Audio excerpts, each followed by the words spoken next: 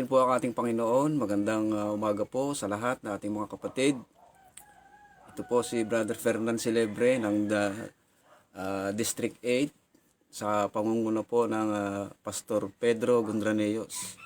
Salamat po sa Panginoon at ngayon po umaga at ito po yung lingkod na naatasa na na mag-handle po ng ating devotion. Kaya po salamat, isa pong malaking kagalakan para po sa Panginoon. Ito pong ating pagsasama-sama ngayong umaga. Ngayong pong umaga tayo po muna ay saglit na magbigay ng papuring awit sa ating Panginoon. Hallelujah!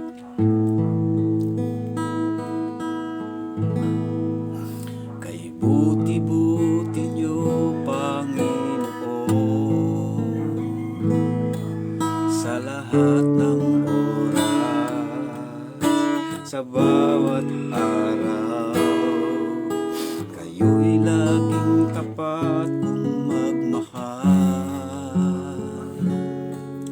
Ang inyong kawa ay magpawalang hanggan. Pinupuri, sinasamba kayo, dakilang Diyos at Panginoon. Tunay ngang kayo'y walang katulad, tunay ngang kayo'y di nagbabago. Mabuti ang Diyos na sa amin ay nagmamahal. Kay buti-buti mo, Panginoon, sa lahat ng oras, sa bawat araw. Kayo'y laging tapat kung magmahal.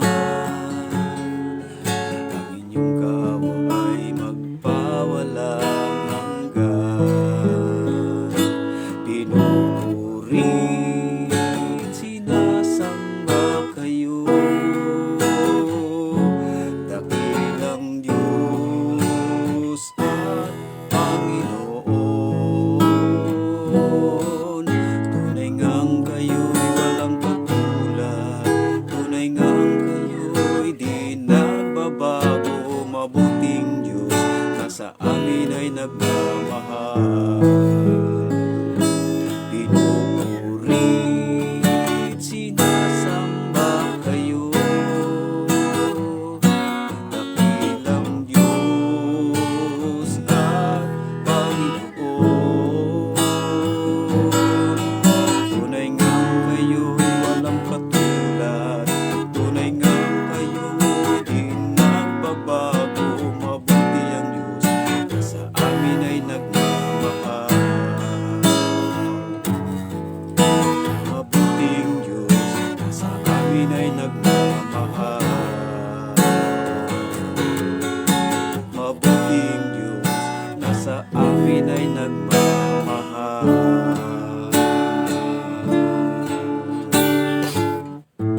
Hallelujah, hallelujah, hallelujah. Pinupuri po namin kayo, Panginoon, dinadakila. Salamat po sa umagang ito, O Diyos. Patuloy niyo po kaming binibigyan ng kalakasan, patuloy na kagalakan, na pinagkakaloob niyo po sa aming mga puso. Salamat po, O Diyos, sa kabila ng maraming mga pinagdadaanan ng bawat isa po sa amin, Panginoon. Alam ko pong nandun pa rin sa bawat puso namin, Panginoon, ang kagalakan na dulot ng kaligtasan na ibinigay niyo po sa amin, Panginoon. Salamat po, pagpalain niyo po ang lahat na aking mga kapatid sa pamamagitan po ng mga salita po ninyo na amin pong pagbubulay-bulayan. Salamat po sa inyo po lahat ng kapurihan sa pangalan po ng aming Panginoong Hesus. Amen. Purihin po ang ating Panginoon. Tayo po ngayon ay magpapasimula sa atin pong pagtalakay ng salita ng ating Panginoon. At ngayon pong umaga nais ko pong ibahagi sa atin yung pong topic na papaano daw natin mararanasan yung kagalakan sa ating buhay bilang mga Kristiyano. Ano po? Ito po yung isang itinuturo po sa walang nakasulatan. Alam niyo po, sa panahon po natin ngayon, marami pong mga nakikita po natin na talagang dumadating po doon sa mga depresyon, yung mga kabataan po tayo na nagkakaroon po ng ganyang mga senaryo sa kanilang mga buhay, na sila ay masyado po yung kanilang lungkot, masyado yung kanilang depresyon. Ano po? At makikita mo po, mababanag po sa kanilang mga mukha yung ganoong bagay sa kanilang puso, sa kanilang buhay, yung sobrang lungkot, yung natutuloy sa pagka-depress, ano po. Ngayon, ito po yung isang bagay kung bakit po ito yung ating pag-aaralan. Alam ko po na sa atin, kahit po tayo mga mananampalataya, dumadating po tayo sa mga ganyan. Mayroong mga kapatid tayo na talagang nagpapatotoo, na talagang sila ay nadoon sa sobrang lungkot ng buhay. Ano po. Ngayon, ano ba yung kalaban? Ano ba yung katapat ng depresyon? Ano po? Ang katapat po niyan ay yung pong kagalakan. Ano po? Yung po lagi po yung kinakailangang naghahari sa buhay ng mga Kristiyano. Ano po? Una po mga kapatid, ano po? Maaring maranasan maging ng pinakamatapat daw ng mga Kristiyano ang mga panahon ng kalungkutan sa kanilang buhay. Ano po? Ito ba ay biblical? Ano po? Yung bang ang mga Kristiyano ba ay talagang dumadaan doon? Pasinin po natin yung pong sinabi po doon sa aklat po ng Job, ano po, chapter 3 verse 11. Makita po natin po doon yung sinabi po doon. Hiniling ni Job na hindi na sana siya ipanganak pa. Ano po? Ano po yung makita po natin doon? Ang sabi ni Job sa Diyos, hinihingi po sa Diyos na sana ay hindi na siya ipinanganak. Sa tindi po nung kanyang kalalagayan bilang dumadaan sa napakatinding depresyon. Ano po? Bakit po siya nagkaroon ng ganong bagay?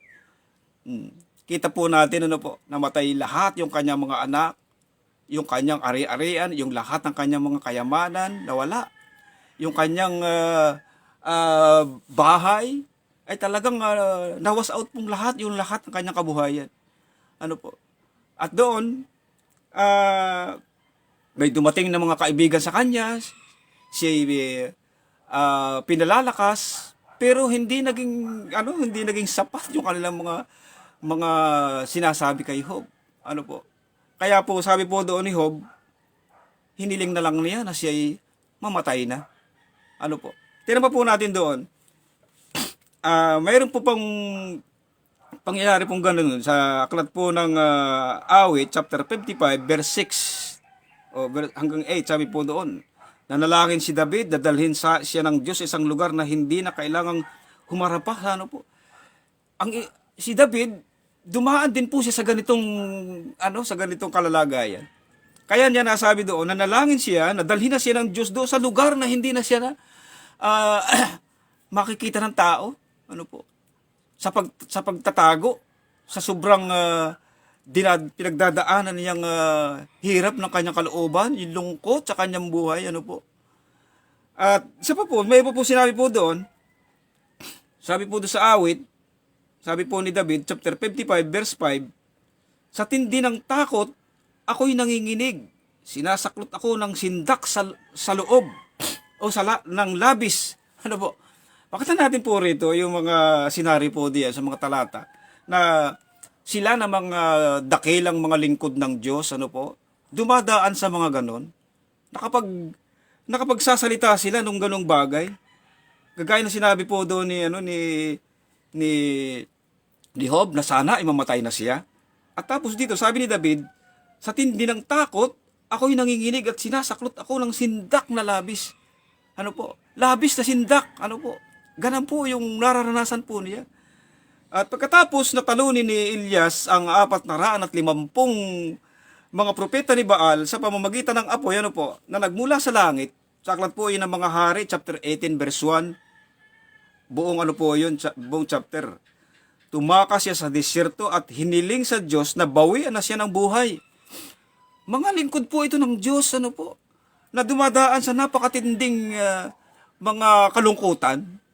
Sa aklat po ng mga hari, chapter 19, verse 3 to 5, sinabi po ni Elias doon, sabi po doon ay tumakas siya sa disyerto at hiniling sa Diyos na bawian na siya ng buhay. Katulad ni Job, ano po, na hiningi na din sa Diyos na siya ay umatay na. Bakit dumadating sa ganitong senaryo itong mga lingkod ng Diyos? Ano po?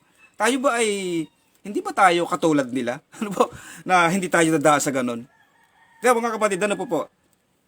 Ah, makita po pa po natin dito po yung ano, yung pangalawang bagay po. Paano natin mapagtatagumpayan ang mga panahon ng kalungkutan? Ito naman po yung siguro ay mga solusyon naman po.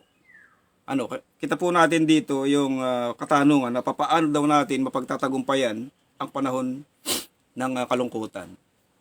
Tayo po talaga ay dumadating sa ganyang mga bagay, ano po. Tayo ay hindi po tayo iba doon po sa mga lingkod ng Diyos sa lumang tipan, kagaya po ni Job, ni David, na dumadaan po sa ganong mga bagay at nakapagsasabi sila na sana ay mamatay na sila, ano po, sa tindi ng kalungkutan. Tayo ba ay hindi dadaan sa ganong mga senaryo? Tingnan po ito, sabi po doon, makikita po natin kung paano humarap ang mga taong iyon, ano po, yung mga lingkod na iyon, kung paano nila hinarap ang panahong iyon ng depression, ano po. Sinabi po ni Job, ano po, sabi po ni Job, na kung mananalangin tayo at aalalahanin ang mga pagpapala ng Diyos, ibabalik sa atin ng Diyos ang katuwiran at kagalakan sa Job chapter 33 verse 26. Isang bagay po yung naging sagot ni Job doon sa dinadaanan po niyang pagsubok. Ano po sabi po doon? Kung mananalangin tayo, ibig sabihin, dito ay nagsishare na si Job ng bagay na gagawin. Ano po? Na marahil ay kanyang ginawa nang siya dumaan po sa ganong mga senaryo. Nanalangin siya sa Panginoon at nung manalangin siya sa Panginoon, naranasan po niya yung galak. Ibinalik ng Diyos yung kagalakan sa kanyang puso. Kaya naisir niya dito, sabi dito, na kung tayo ay sabi doon, na kung tayo ay mananalangin at aalalahanin yung mga pagpapala ng Diyos sa ating mga buhay, ano po, nung una po tayong sumampalataya sa ating Panginoon, di po ba tayo po ay masyado tayong nagagalak, ano po? Ako, mayroon ako mga personal pong karanasan na nung ako po ay bagong akyat sa pananampalataya o bagong tanggap sa Panginoon, ano po, talagang iba po yung aking nararamdaman, ano po. Talagang ginagawa yung talagang kahit hindi mo ginagawang bagay, ano po, talagang pagdidesisyon kang gawin na yung bagay na nakalulugod sa Panginoon. Mabigyan mo lang mo ng kaluguran ng ating Panginoon sa pamamagitan ng iyong gagawin na mayroong kagalakan. Ano po, dumadaan po ako sa daan nung araw talaga. May dala akong Bible, ano po, sa tindi ng siguro ng sigla nung aking pananampalataya. Dadaan ako doon sa mga taong mayroong ginagawa, nagiinuman sila. Tapos, pagdaan sa iyo, pagdaan mo doon sa kanilang tapat, ay sasabihin nilang, ayan ang demonyo, ano po. Ano, ikaw pa ang sasabihin demonyo. May dala kang Bible, sila na mga nagsasalitang, sila yung mga nag-iinuman, naglalasingan. Tatawagin ka nilang, ikaw ay demonyo, ano po. Ay walang ano po, baliwala po. Dahil po yung kagalakan na doon sa ating puso, ay nandoon, ano po, talagang matindi yung nilalagay ng Diyos sa ating buhay ng kagalakan, ano po, sa buhay po natin noon. Ayun yung sinabi po ni Job, na kung aalalahanin natin yung mga biyaya, yung mga pagpapala na ibinigay sa atin, ano po, ay ibabalik ng Diyos yung kagalakan. Ano nga naman, ano po, pagka nga naman naiisip natin yung mga nakaraang mga panahon nung una tayong sumampalataya sa Panginoon, yung mga nararanasan natin, yung kung saan tayo nakararating para lamang madala po yung salita ng ating Panginoon sa mga tao, ano po, ay talagang nakapagbibigay po sa atin ng ibang sigla, ano po. Kaya yun po yung sinabi ni Job, kung mananalangin tayo at aalalahanin yung mga pagpapala, ibabalik ng Diyos yung katuwiran at kagalakan sa atin. Amen. Salamat po. At ito po yung isang bagay pa po, ano po. Ngayon, isinulat ni David na ang pag-aaral ng salita ng Diyos ay maaaring magbigay sa atin ng kagalakan. Sa aklat po ng mga awit, chapter 19, verse 8. Ano po? Yung pag-aaral salita ng Diyos, ano po? Yung una ay yung pananalangin, ano po? Pananalangin at pag-alaala doon po sa mga ginawa ng Diyos sa atin. Ano po? Gagawin po natin at sabi ni Job, ibabalik sa atin ang katuwiran at kagalakan. At ang sabi naman ni David po dito, ay sabi doon sa aklat ng mga awit, chapter 19, verse 8, natanto din ni David na kailangan niyang purihin ang Diyos sa gitna ng mga kabiguan. Ito po, tinin po ninyo. Sabi po doon na kung sabi doon ni David, isinulat ni David na ang pag-aaral ng salita ng Diyos ay maaaring magbigay sa atin ng kagalakan. Ito po mga kapatid, ang isa pa pong bagay, yung mag-aral po tayo ng salita ng Diyos. Lalo na po tayong mga ginagamit ng Panginoon sa pagtuturo, sa mga Sunday School, kinakailangan po tayo ay hindi tumitigil pag-aaral ng salita ng ating Panginoon. Napakaganda po ng isang mananampalataya ay nag-aaral ng salita ng Diyos. Hindi tumitigil ng pag-aaral ng salita ng Diyos. Talagang kapag po ikaw ay nag-aaral, nagbubuli ka ng salita ng ating Panginoon, ay yung pong iyong puso, yung iyong kalooban ay nakakaramdam ng kakaibang sigla. May mga pagkakataon po mga kapatid na tayo po ay kapag nagbabasa, ito po, samantalahin po natin yung pagkakataon na para bang tayo ay kakaiba yung nararamdaman natin, pag mayroong tayong pagkakataon na kakaiba yung nararamdaman natin kapag tayo ay nagbabasa. Ito po yung aking nararanasan. Kapag po ako ay nagbabasa ng Bible, binabasa ko, ay parang ako po ay tuwan-tuwa, galak na galak yung sa loob ko yung pagbabasa. Kaya hindi ko namamalayan, nakakailang kapitulo na ako ng salita ng Diyos, ay tuloy-tuloy pa rin yung aking pagbabasa. Alam niyo po, yun po pala yung pagkakataon na samantalahin po natin yung ganong senaryo sa buhay po natin. Dahil may mga pagkakataon po talaga na tayo po ay dumadaan tayo na parang ayaw nating magbasa ng Biblia. Para bang tayo ay natatamad magbasa ng Biblia. Samantalahin natin na yung pagkakataon na tayo po ay talagang tuwan-tuwa, para bang tayo galak na galak doon sa pagbabasa ng salita ng Diyos. At aral tayo ng aral ng salita ng Diyos. Ay samantalahin po natin. Dahil po doon ay magbibigay ang Diyos sa atin ng kagalakan na hindi mapapantayan ng mga bagay dito sa ating buhay. Yung mga material na bagay. Amen. Tignan pa po ninyo. Sabi pa po doon, sa aklat po ng mga awit, chapter 42, verse 5, sa kaso naman ni Elias, hinayaan siya ng Diyos na magpahinga ng ilang panahon, pagkatapos ay nagpadala siya ng isang tao sa katauhan ni Eliseo upang siya'y tulungan. Sabi doon, kailangan din natin ang mga kaibigan na maaari nating mapagsabihan ng ating mga kabigatan. At tayo tulungan. Siya'y tutulong. Ibig sabihin, hindi po maaari na tayo ay nag-iisa sa atin pong paglilingkod sa Panginoon. Kailangan po natin ng mga kapatiran. Kailangan po natin na makipagkapatiran po tayo sa atin pong mga kapatid sa pananampalataya. Hindi po maaari na tayo po ay nagsusulong mananampalataya. Ito po yung sinabi po, ito po yung gusto pong ipakita po dito ng talata. Na kung saan, ang sabi po doon, si Elias, di ba si Elias ay dumaan din po siya doon sa matinding kalungkutan. Nagtago siya doon po sa nagbabanta sa kanyang buhay. Sabi doon, hinayaan siya ng Diyos na magpahinga ng ilang panahon. Pagkatapos ay nagpadala ang ating Panginoon sa katauhan ni Eliseo upang siya'y tulungan. Amen. Yun po yung isang makita po natin. Nakikita ng ating Panginoon yung buhay po natin. Yung ating kalalagayan.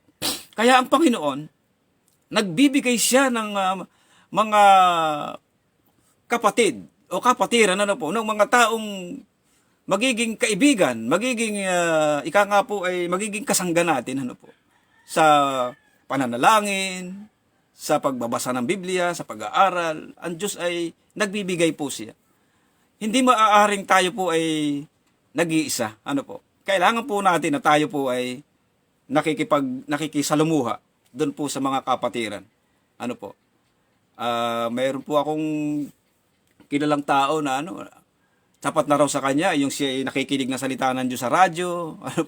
Sapat na raw yung siya ay nagbabasa. Okay na sa kanya po yun. Hinihikayat kong makipag-fellowship sa amin. Ayaw po niya. Okay na ako dito sa ganito.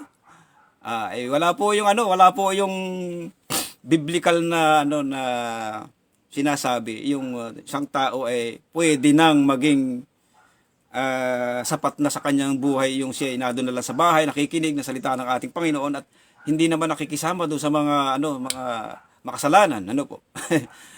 Ito po, ang ating Panginoon po ay makita po natin sa banal na kasulatan na siya po ay pumupunta po siya doon po sa mga lugar na kung saan ay may mga tao, ano po. Nagtuturo siya, nangangaral po siya. Mga senaryo po yan na ipinakikita na tayo ay hindi po maaari tayo na tayo ay isang nananampalataya sa buhay po natin. Kailangan po natin na tayo ay nakikipagkaisa, nakikisalumuha sa mga mananampalataya. Paano mo daw maipakikita yung pakikipagkapatiran sa iyong kapatid, ano po? Oh. Di po, mga ano po yun, maraming mga talakayan po tungkol po doon. Kailangan din natin ang mga kaibigan na maaari nating pagsabihan ng ating mga kabigatan, ano po?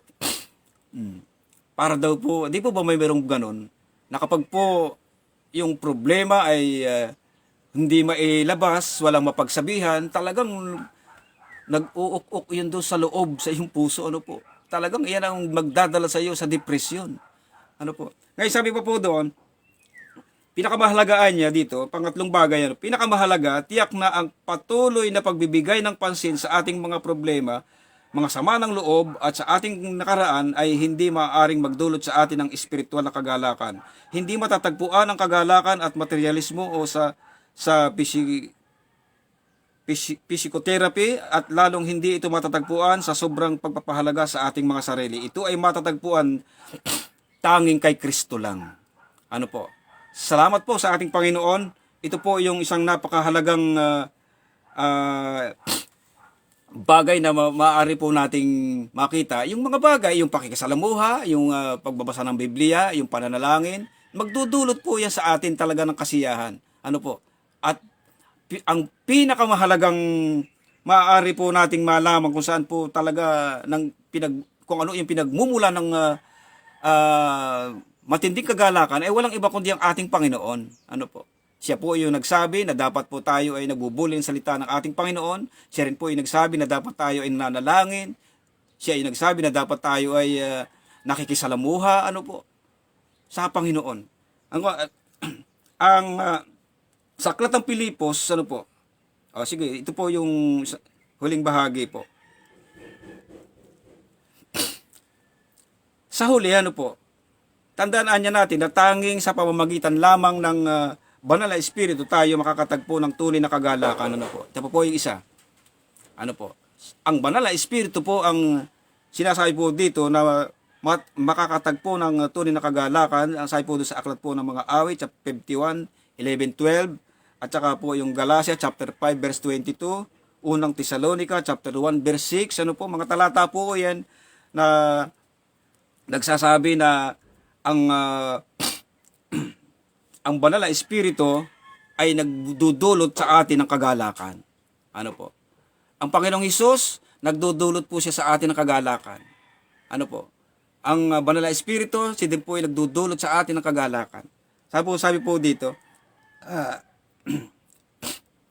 wala tayong magagawa, sabi po, nang hiwalay sa kapangyarihan ng Diyos. Sa Ikalawang Korinto po, chapter 12, verse 10, tunay na kung kailan natin hinahanap ang kagalakan sa pamamagitan ng ating sariling kakayahan, lalo namang tayong nagiging miserable ang ating kalagayan. Yan po sinabi po dito.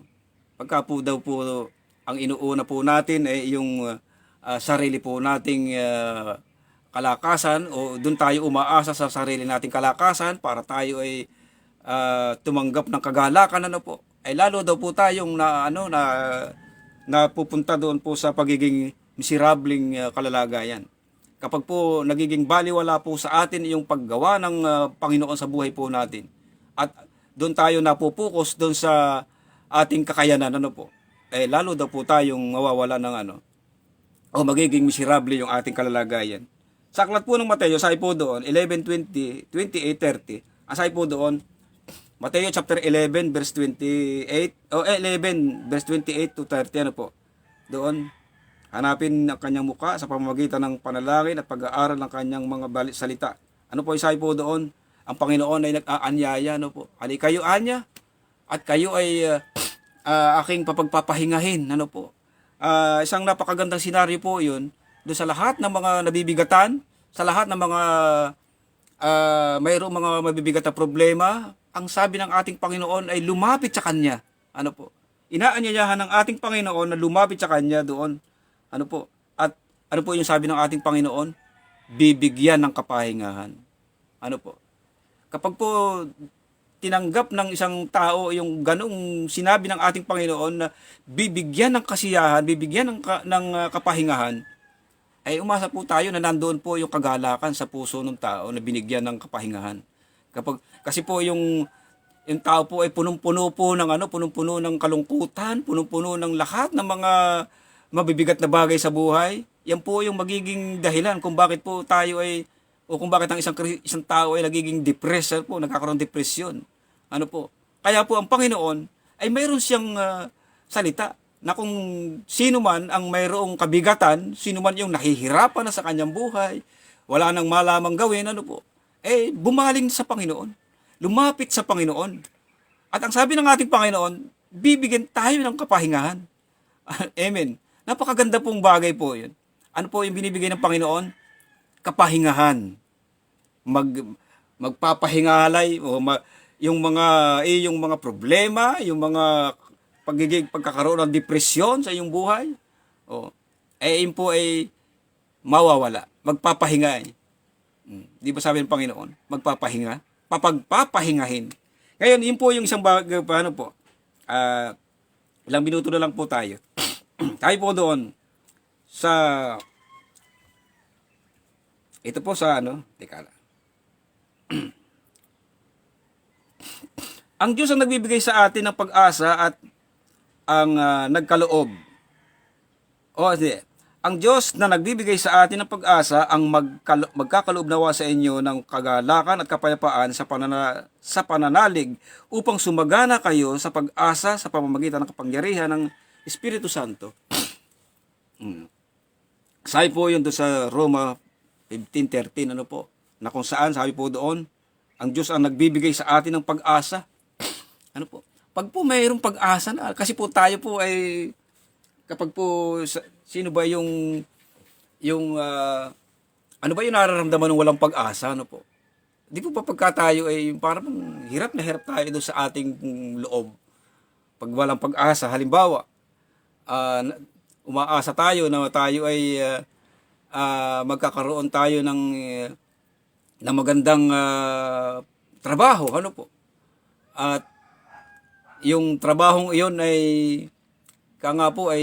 hindi ibinigay sa atin, Parang yung puso, yung buong kalooban natin ay talaga parang lungkot na lungkot. Kaya nasabi, yun yung walang pag-asa, parang naramdaman, walang pag-asa talaga.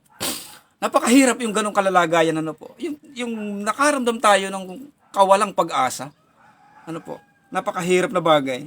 Kaya po sabi po doon, ang Diyos ang nagbibigay sa atin ng pag-asa. Kapag tayo ay dadoon sa ganong bagay na parang tayo ay wala tayo pag-asa, dinadala tayo ng bagay na yan doon po sa pagkakaroon ng depresyon sa ating puso, ang Diyos pala ang nagbibigay ng pag-asa sa atin. At pag ibinigay yun ng Diyos sa atin, magkakaroon po tayo ng kagalakan sa loob natin. Amen. Kaya po salamat po sa Panginoon, Isang bagay po itong nais ko pong iwan po sa atin ngayong umaga. Isang senaryo po ito na tayo po ay mayroon po tayong napakagandang pribilehiyo na magawa po natin yung pong isang bagay na ipinagagawa ng Diyos sa atin na mayroong kagalakan. Kung tayo po ay patuloy na magbibigay ng buhay sa Panginoon, ibinibigay natin sa ating Panginoon yung ating mga sarili, kung ano yung sinasabi ng Panginoon na dapat nating gawin, ginagawa natin, na mayroong pag-ibig, na mayroong pag-asa, Ang kagalakan po sa puso po natin ay talagang mag-uumapaw, Yun po yung dahilan kung bakit po marami mga Kristiyano, mga kapatid po tayo na talagang mapapansin mo yung sobra nilang galak sa kanilang mga paglilingkod. Makikita mo sa pagpupuri sa Panginoon, yung mga kapatid po natin na talagang sobrang kagalakan yung nandoon sa kanilang puso. Ano po? Talagang mababanaag mo sa kanilang mukha yung kagalakan na hindi mapantayan ng mga bagay dito sa sanlibutan. Ano po? Kaya salamat po sa ating Panginoon. Napaka ah, gandang bagay po ito. Tandaan po natin, lagi po tayong may pag-asa sa Panginoon. Ito po yung programa ng ating pastor, ano po, Pastor Joseph, araw-araw. O, yung pong may pag-asa sa Panginoon. Sa Panginoon lamang po natin matatanggap yung pong kasiyahan, kagalakan, yung pong ikaw ay talagang hindi mo maipaliwanag sa iyong sarili kung ano yung nararamdaman mong kagalakan. Ano po? Yan po kasi po ay bigay ng ating Panginoon. Kaya sa lahat po ng mga dumadaan sa ganitong mga bagay, sa mga kapatid po natin na dumadaan sa mga pagsubok, sa mga problema, may pag-asa po sa Panginoon. Ang Panginoon po yung ating lapitan. Ang sabi ng ating Panginoon kanina, din po sa aklat po ng Mateo, kayo anyang lahat ng mga nabibigatan ng lubha, ano po? Ibig sabihin, lubha talagang malala. Yung nahihirapan, ang sabi ng ating Panginoon, lumapit kayo sa akin. Kayo'y aking bibigyan ng kapahingahan. Salamat po sa ating Panginoon. Isang pagpapala po sa atin na malaman po natin na ang salita ng Diyos ay nagdudulot sa atin ng kagalakan. Sa pag-aaral ng salita ng Diyos, sa pananalangin, at sa pakikipagkatipon o sa pakikisalamuha sa mga kapatiran, ang Banal na Espiritu, ang ating Panginoon, sila po yung magbibigay po sa atin ng kagalakan sa ating buhay. Hindi po yung ating mga sarili. Salamat po sa ating Panginoon. Tayo po ay saglit na yumukod at tayo po ay manalangin. Hallelujah. Pinupuri po namin kayo, O Diyos. Salamat po sa mga salita po ninyo, Panginoon. Kami po ay nagagalak na malaman po namin, Panginoon, na ang pinagmumulan ng kagalakan ay mula po sa inyo, O Diyos, sa inyong mga salita. Salamat po.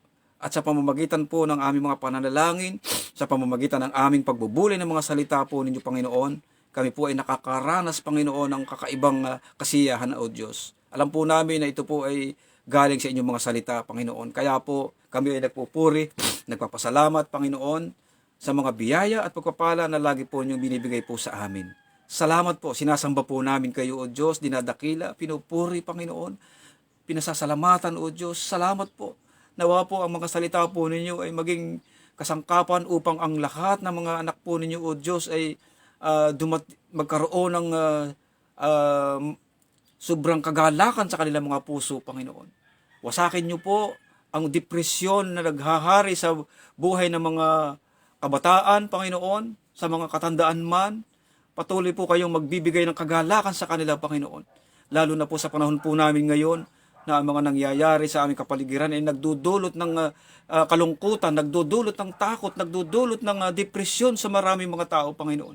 Kaya ang tanging lamang maitatapat namin po doon ay yung kami ay mamalagi sa inyong mga salita, mamalagi kami sa pananalangin, mamalagi kami sa inyong presensya, Panginoon, upang hindi makapangyari yung sobrang kalungkutan sa buhay po namin. Salamat po, O Diyos, salamat po. Pinupuri po namin kayo, dinadakila. Pagpalain po ninyo ang aking mga kapatid na nakasama po namin ngayong umaga sa amin pong pagbubulay ng mga salita ninyo. Tulungan niyo po sila. Kung mayroon man pong mga kapatid po kami sa oras na ito, O Diyos, na nakararanas ng depresyon, sa pangalan po ni Jesus, O Diyos, paghari po kayo sa Kanya, Panginoon. Isugo niyo po ang inyong banal na Espiritu sa Kanya, Panginoon. Tulungan niyo po siya. At manumbalik yung kanyang kasiglahan at kanyang kasiyahan sa paglilingkod sa inyo, Panginoon. Salamat po, O Diyos. Salamat po. Sino man po sila, Panginoon, na nakararanas nito, O God. Lord, tulungan niyo po sila, Panginoon. Salamat po, O God. Pagpalain po ninyo ang aming buong organisasyon ng The Faith Philippines, Panginoon, sa pangunguna po ng aming pastor, Pastor Joseph, Panginoon. Sa pangalan po ni Jesus, kayo po, Panginoon, ang magbibigay ng kasiglahan sa aming gawain, Panginoon. Buong distrito po, O Diyos. Ang anumang iglesia o lahat ng iglesia na nasako po nito, Panginoon, ang lahat ng mga gawain po ay patuloy niyo pong pagpapalain, Panginoon. Pagiging palaguin, Panginoon. Salamat po sa inyo, O Diyos. Salamat po. Naniniwala po kami, Panginoon, na ang inyo pong salita ay sapat para po kami ipalakasin. para kami ay patatagin, patibayin, at punuin ng kagalakan sa aming mga puso. Salamat po. Salamat po, O Diyos. At dinadalangin ko rin po, Panginoon, yung pong nalalapit po naming conference sa Rasak, Panginoon, sa darating pong April 24, 25. Pagpalain po ninyo ang lahat ng mga makararating doon. Hinihingi po namin, Panginoon, na pagkaloob nyo nga po sa lahat po ng mga manggagawa o mga pastor, Panginoon, ang pinansyal na pangangailangan na panggastos papunta po roon. Salamat po at patuloy niyo po yung pagpapalain ang bawat isa. Ngayon pa lang, nadideklara na po namin, Panginoon, ang kasiyahan at kagalakan na makakamit ng bawat isa sa conference na iyon. Salamat po. Salamat po, Diyos. Pinupuri po namin kayo at dinadakila. Sa inyo po lahat ng kapurihan sa pangalan po ng aming Panginoong Hesus. Amen. Salamat po at magandang umaga po sa inyong lahat.